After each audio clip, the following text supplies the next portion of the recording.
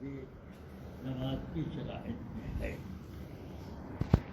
اسی طرح اور بھی جسم کے حالات کچھ تو شرائط میں ہیں، کچھ فرض واجب سنت. اس طرح پر یہ حالات جب آدمی کے نارمل ہوں تو ہیں، لیکن اگر کوئی ایسا مرض ہے، عذر ہے جس کی وجہ سے وہ کام نہیں کر سکتا تو اس کا حکم الگ ہے. جیسے ایک آدمی کھڑے ہو کر نماز نہیں پڑھ سکتا تو بیٹھ کے پڑھے، بیٹھ کے نہیں پڑھ سکتا تو لیٹ کے پڑھے. تو اسی طرح سجدہ اگر سر زمین پر رکھ کے نہیں کر سکتا تو وہ اپنا اشارے سے کرے، جھک کر کرے. بس یہ. تو اب میں شروع سے کچھ بتا دوں. سب سے پہلا کام یہ ہے کہ ہم قبلہ رو کھڑے ہو جائیں اور تکبیر تحریمہ کے لیے اپنے ہاتھ اٹھائیں. اتنا اٹھائیں کہ یہ انگلیاں کان کی لو کے مقابل آ جائیں. یہ کان کا یہ حصہ اس کے مقابل آ جائے اور پانچوں انگلیاں کھلی ہوئی، یہ نہیں یا یوں نہیں، ایسے کھلی. اس طرح ہونا چاہیے. یہ ہاتھ انگلیوں کا کھول کے رکھنا بس یہ ایک جگہ ہے، یا یہ کہ جب کھڑے ہو کر آدمی اپنا ہاتھ باندھے تو کیوں یہ کھول کے رکھے. بس اس میں بھی بعض علماء کہتے ہیں کہ کھول کے یہ دو رکھے پکڑنے کے لیے یوں. مگر اعلیٰ حضرت نے ترجیح دی ہے اس کو کہ ایک دوسرے سے الگ رکھے. سمجھ میں آیا؟ یہ ایک ہو گیا انگلیوں کا کھولے رکھنا. اب اور جگہ سوائے اس جگہ کے اور کہیں بھی ایسا نہیں ہے کہ انگلیاں کھولی جائیں. ہاں یہ کہ جب رکوع میں جائے تو رکوع میں گھٹنا انگلیوں کو کھول کے پکڑے. سمجھ میں آ گئی بات؟ یہ ایسے نہیں بلکہ ایسے. یہ ہو گیا. پھر اپنا ہاتھ ناف سے ایک انگلی نیچے باندھے. سمجھ آئے گا؟ تکبیر یہاں سے شروع کریں گے، اللہ اکبر. یہ نہیں کہ اللہ اکبر، ایسے نہیں. یعنی ہاتھ یہاں تک لائے اور لے چلے اللہ اکبر، یہ نہیں. یا یہیں اللہ اکبر کہہ لیا پھر اس کے بعد نہیں ہوگا، یہ بھی نہیں. بلکہ جتنا ہاتھ چلے تکبیر کے ساتھ، ذکر کے ساتھ ہی یہ ہونا چاہیے. پھر اس کے بعد ہاتھ باندھا جائے گا تو میں نے بتایا کہ یہ اس طرح. سمجھ میں آئی بات؟ اب جب آدمی رکوع میں جائے تو رکوع کی ہیئت بھی مقرر ہے. دونوں ٹانگیں سیدھی ہوں اور دونوں ہاتھ بالکل سیدھے ہوں. کان رسول اللہ صلی اللہ علیہ وسلم اذا رکع وتر یدیہ، کہ جب رکوع میں جاتے تو رسول پاک صلی اللہ علیہ وسلم اپنے ہاتھ سیدھے اس طرح رکھتے کہ یہ کمان ہو جائے یہ اس کا چلا. سبحان. تو اس کے لیے ضروری ہے کہ ٹانگ سیدھی رکھی جائے.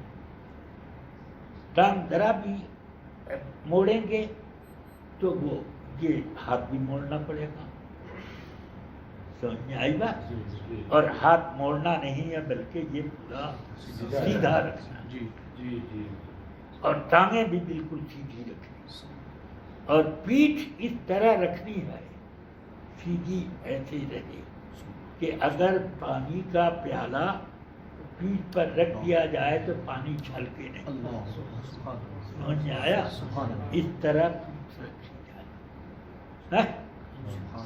اور پھر سمع اللہ لمن حمدہ، سمع کی سین رکوع میں ہی کا حصہ میں، رکوع ہی سے سیدھا کھڑا، سیدھے کھڑے ہو کر تمہیں اللہ لمن حمدہ پڑھنا بیکار ہے، سنت ادا نہیں، بلکہ سمع کی سین رکوع ہی سے شروع، سمجھ میں آئی بات؟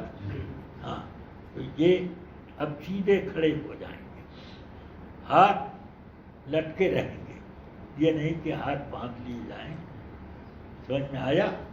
تو اب یہ ہاتھ سیدھے لٹکے رہیں گے، پھر اس کے بعد گھٹنوں پر ہاتھ رکھ کر جائیں گے سجدے میں، سجدے میں اس طرح کے دونوں پاؤں کھڑے رہیں، انگلیاں قبلے کی طرف مڑی رہیں، سمجھ میں آئی بات؟ اور پیشانی اور ناک کی یہ ہڈی زمین پر پڑی رہے، تخت پر پڑ رہے ہیں تو تخت پر رہے، جیسے بھی ہو، تو یہ انگلیاں پانچوں، ایک ایک پاؤں میں پانچ پانچ انگلیاں جو ہیں یہ لگی رہیں، اب اس طرح سجدے میں جائیں، اور سجدے میں یہ انگلیاں بالکل بند رہیں گی، انگوٹھا یوں، کچھ لوگ یوں بند کرتے ہیں، کچھ لوگ یوں کرتے ہیں، یہ نہیں، بالکل ملا رہے، سمجھ میں آ گئی بات؟ ہاں، سجدے میں اس جگہ کے علاوہ کہیں ملا کر کے رکھنے کا نہیں ہے، سجدے میں یوں رہے گا، سب قبلہ، سبحان اللہ، سمجھ میں آیا؟ ہاں، بالکل قبلہ ایسے ملا، پھر اٹھیں اللہ اکبر کہتے ہوئے، اور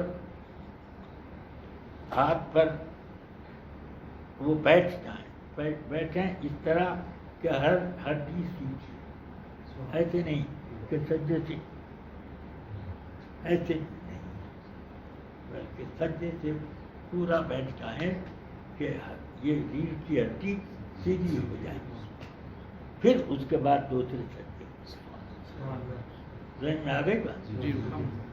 اب آپ اس طرح سے اپنے سجدے سے فارغ ہو گئے، جب دوسری رکعت پر آپ کو بیٹھنا ہو تو بایاں پاؤں زمین پر اس طرح موڑ کے، جیسے یہ سمجھ گئے، ایسے موڑ کے اس پر بیٹھے، اور یہ داہنا جو ہے رائٹ لیگ، یہ اس کا یہ قدم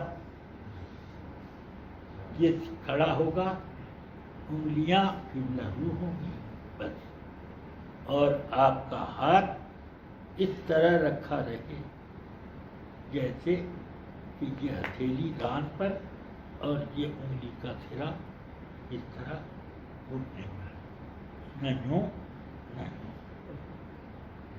اور انگلیاں بس یوں، ایسے نہیں بلکہ نارمل انداز، سمجھ میں آئی بات؟ تو یہ اس طرح جاننا، یہاں رکھیں نہ یہاں رکھیں، بلکہ اس طرح رکھیں، بس یہ ہو گیا۔ اب اس میں یہ ہے کہ اپنا چہرہ ایسے ایسے نہ کیا جائے، اس سے نماز مقبول تحریمی ہو جاتی ہے، سمجھ میں آ گئی بات؟ جب ہاتھ ایسے باندھیں گے تو اس طرح یہ باندھ کے رکھیں، اب اس کو نارمل ہاتھ میں بس نارمل طور پر ایسے رکھے رکھیں۔ اللہ تعالی ہم سب کو نماز صحیح طریقے سے سنت کے مطابق ادا کرنے، جزاک اللہ حضور۔ اب میں ذرا آپ کھڑے ہو جائیے، رکوع کر کے دکھائے، کھڑے ہوئے پہلے تکبیر کی طرح ہاتھ اٹھاؤ پہلے، ہاں، ہتھیلی قبلہ رو، یوں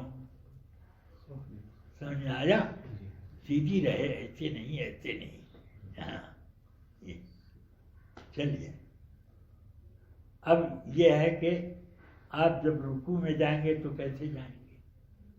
ہاں اور یہ پنجہ یہ پکڑیے گھٹنے کو. ہاں یہ ٹھیک ہے، پیٹھ برابر. اب ہو گیا سب صحیح. اب سیدھے کھڑے ہو جائیں. سیدھے کھڑے ہوئے تب جائیں سجدے میں. اب سجدے کی کیفیت دکھائیے آپ. ہاں دیکھیے تو انگلیاں ان کی پاؤں کی قبلہ کی طرف گئیں کہ نہیں؟ ہاں. اب یہ ذرا سا اپنا ہاتھ جو ہے تھوڑا سا قبلہ رخ کریں، انگلیاں ملا کے رکھیں. ہاں ہاتھ ذرا سا اور قبلے کی طرف بڑھا کے تھوڑا سا. ہاں کہ یہ جیسے تکبیر کے وقت ہوتا ہے نا ویسے. ہاں بس ہو گیا. اب بیٹھیں جیسے تو ایک پاؤں بچھا ہے جی اس پر بیٹھے ہیں. جی ایک پنجہ کھڑا ہے جی بس. اور پنجہ جب کھڑا رہے تو انگلیاں کدھر پیچھے ایسے مڑی رہیں، ایسے نہیں بلکہ یہ قبلہ دور رہیں. بات سمجھ میں آئی؟ جی یہ ایسے نہیں. اب معذوروں کا مسئلہ، اب جیسے کسی آدمی کے ہاتھ میں چوٹ لگ گئی ہے یا ویسے ہی پیدائشی ہے، ہاتھ اس کا یہاں تک نہیں آتا تو جہاں تک آتا ہے وہ لے اس کا حکم ہے. ایسی معذوروں کی بات الگ ہو جاتی ہے. ہاں اسی طرح جو رکوع میں پورا سیدھا نہیں پہنچ سکتا تو اتنا پہنچنے کی کوشش کرے کہ اس کی انگلیاں گھٹنے پر پہنچ جائیں. اس سے کم رہے گا تو نہیں ہوتا. مگر اب وہ بھی نہیں کر سکتا. مثلا یہ کہ اتنا بھی اس کی کمر میں ایسی تکلیف ہے کہ وہ اتنا بھی نہیں جھک سکتا کہ انگلیاں یہاں تک جائیں. تو جتنا جھک سکتا ہے اتنا جھکے.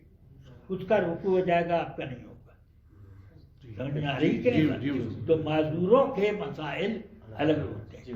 بس اسی طرح میں نے یہ سب سبحان اللہ سبحان اللہ مسلک اعلی حضرت زندہ باد، علماء اہل سنت زندہ باد، حضور محدث کبیر زندہ باد، امجدی دولہ زندہ باد.